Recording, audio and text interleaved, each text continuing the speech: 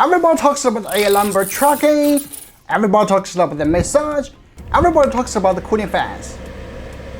But after reading a lot of comments online, I realized people aren't actually asking the same things the marketing is pushing.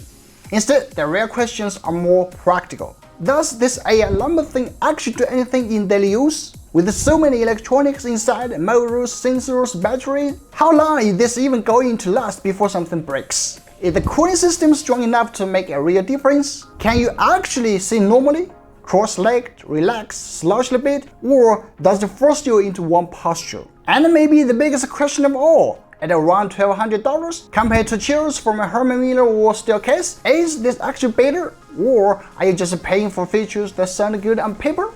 So I spent time using the HBADA X7 as my daily work chair, editing videos, writing scripts, answering emails, and honestly, even sleeping on it from time to time. Here's what I found. Let's start with unboxing and assembly. It took me about an hour to build from scratch. But to be fair, that's not a really fair reflection of the real experience.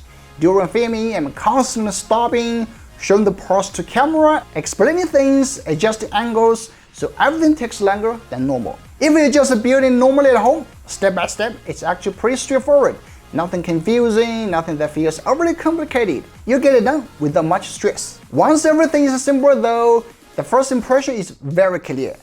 This thing is massive, not just in size, but in presence. Everything about it feels premium. The aluminum frame, the mesh material, the floating lumbar structure, the large backrest. It doesn't feel like a typical office chair. It feels more like a piece of engineered furniture. And most importantly, it feels solid.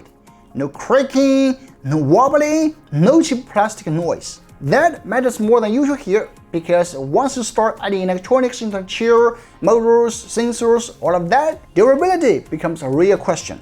At least from a build perspective, the X7 feels reassuring well put together.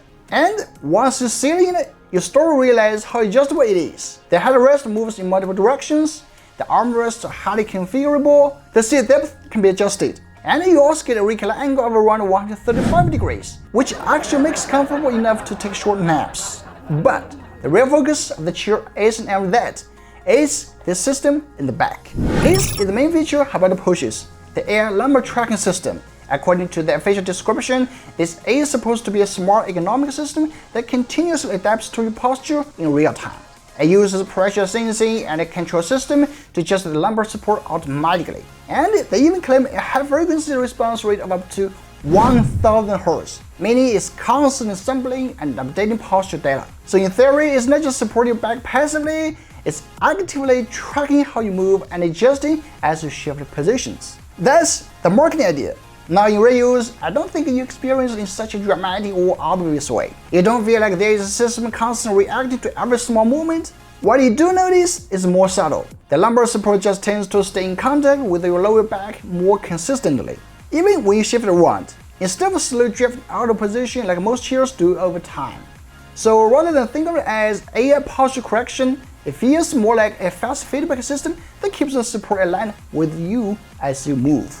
And I think that distinction is important, because once you strip it with the AI label and the 1000 Hz spec, the real question becomes much simpler. Is this actually better than a well-designed fixed lumbar system that just stays in the right place all day? In practice, the benefit here isn't that it actively corrects your posture, it's that you stop needing to think about adjusting it. And depending on how you look at it, that can either feel like a meaningful improvement, or just a more complicated solution to a very old problem. Now, let's talk about the features everybody secretly wants to know about: the cooling fan, the heating, and the massage system. Starting with the cooling.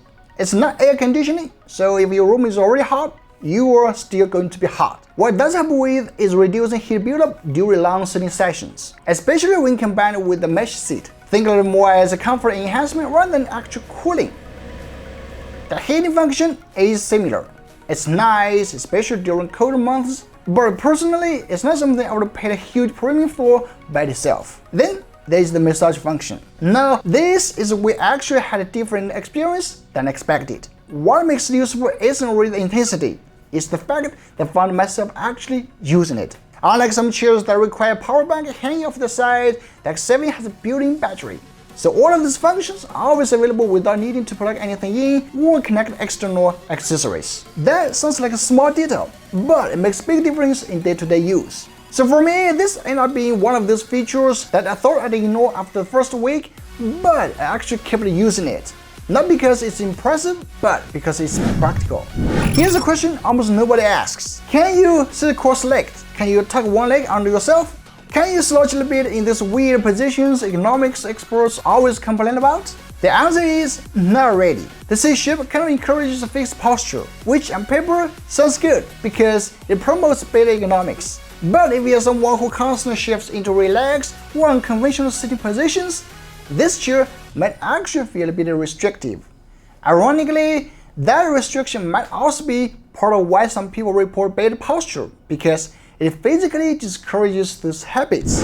Now, after spending quite a bit of time with the X7, I think this chair is for a very specific type of person. If you are a creator, programmer, video editor, remote worker, or basically anyone spending long hours at desk, you'll probably appreciate what HBADA is trying to do here. Especially if you're someone who likes technology and the idea of products adapting to you automatically. At the same time, I think it's important to have the right expectations. If you are expecting the heating, cooling, or massage functions to completely change your life, you are probably focusing on the wrong things. At its core, this is still an ergonomic chair first. Everything else is layered on top. The only question mark I still have is long-term durability.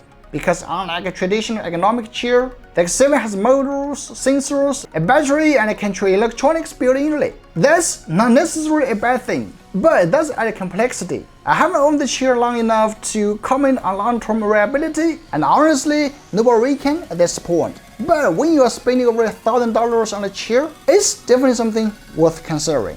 If you are someone who enjoys new technology and innovative features, I think X7 makes a lot of sense. But if your top priority is buying a chair that you expect to work exactly the same way 10 years from now, that's probably a question only time can answer. So after all this time using it, is the HBADA X7 worth it? I think it really depends on what you are expecting. If you're buying it because of the AI features, the massage, the cooling, and all the flashy spectral stuff, you might end up slightly disappointed. But if you're buying it because you want a genuinely comfortable ergonomic chair that also happens to include some interesting technology, then it starts to make a lot more sense. For me personally, the most impressive thing wasn't the massage, or the heating, or even the cooling fan. It was the fact that after 4 days of working, I realized I wasn't thinking about the chair at all. And honestly, that's probably the best compliment you can give an ergonomic chair. Because the best chair isn't the one you notice the most. It's the one you forget is even there. If you are interested in this HBADA X7, you can check the link in the description. Thanks for watching, I'm Sam, and see you in the next one. Bye bye.